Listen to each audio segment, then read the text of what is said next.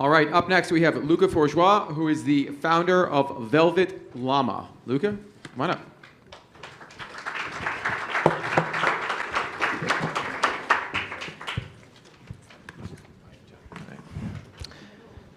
Everyone had all these papers, and I was like this little tiny piece of paper. Now I feel very intimidated about it.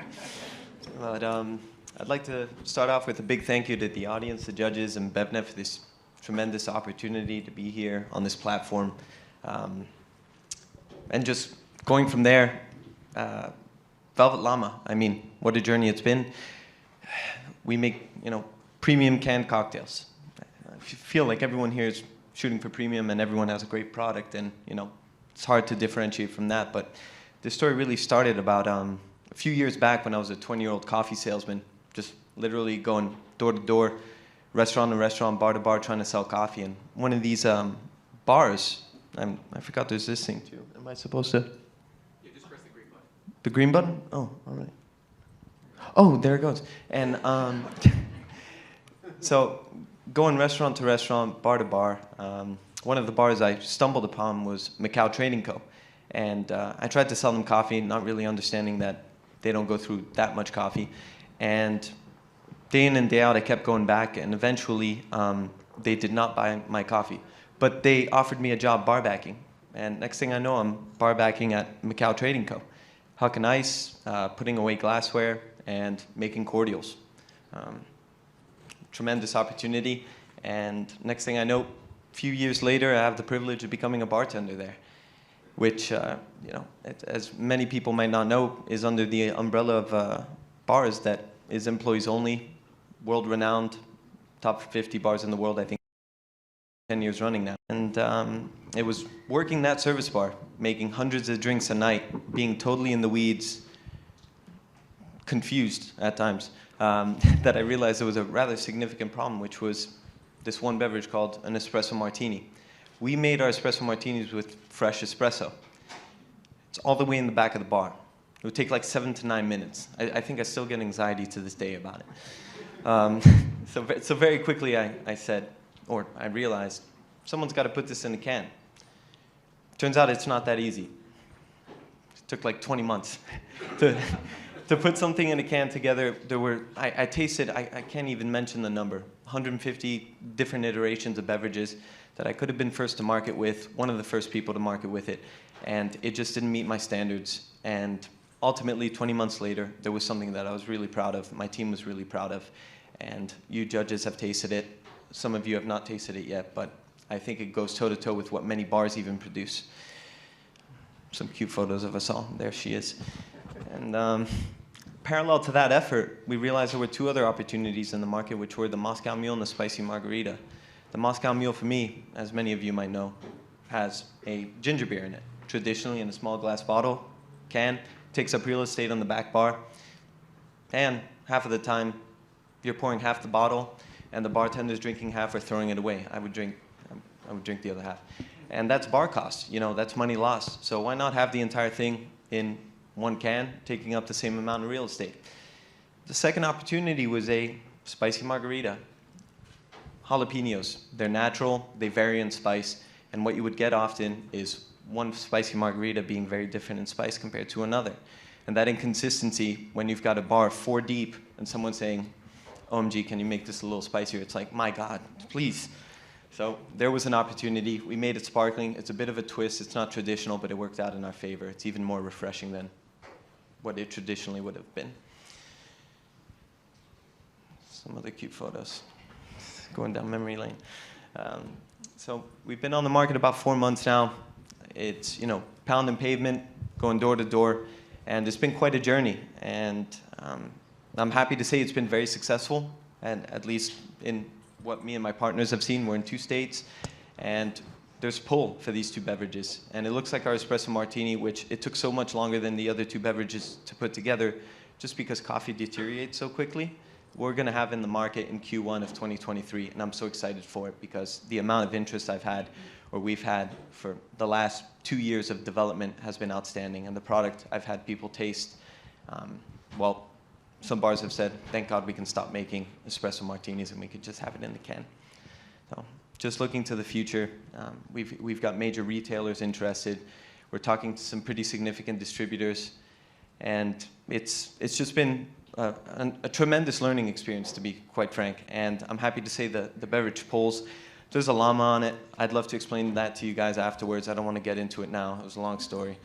I'm sure it's a good story. A tremendous Luca, well story. done. Thank you so much. Thank you. I can ride with us. There you go. I'm a big fan of Macau Trading Company, by the way. Love that place. Yeah, you go in and you don't remember leaving. The amount of drinking. I think that's happened to me before. Yes. Paul, let's start with you. What are your thoughts on Velvet Llama? Yeah, I love the branding. I think you got the name, the logo, little contrast on the cans. There you go. You got the stuffed animal. Outstanding.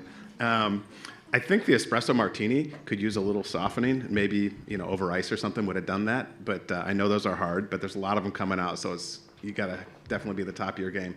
The other two were outstanding. The mule and the marg, amazing. High calorie count. You're ahead of the curve putting your nutrition label on there. But they were outstanding. So that's great. I like the brand. You got it? First of all, thank you so much for that. It means a great deal. As you know, it's blood, sweat, and tears into this stuff, and you don't know how it'll end up at the other end. Tasted great to me.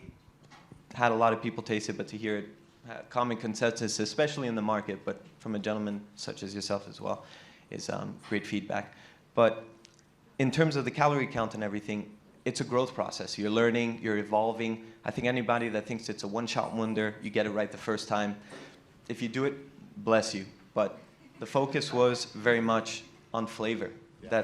That's my background. Nailed it. And the rest, we can develop, we can evolve, but flavor was the goal, and I'm happy we achieved it. Yeah. Brandy, your thoughts on the brand and any questions from the presentation? I love the liquid. I thought it was great. I think your packaging is really great. What we noticed kind of in looking at all of the cans of everything, yours was very easy to tell it was a canned cocktail, right? So you knew what you were getting. And I think that's really important. What's interesting, flavor is the #1 choice while consumers choose RTDs. We've been doing research on this for years and years and years, and flavor is really important.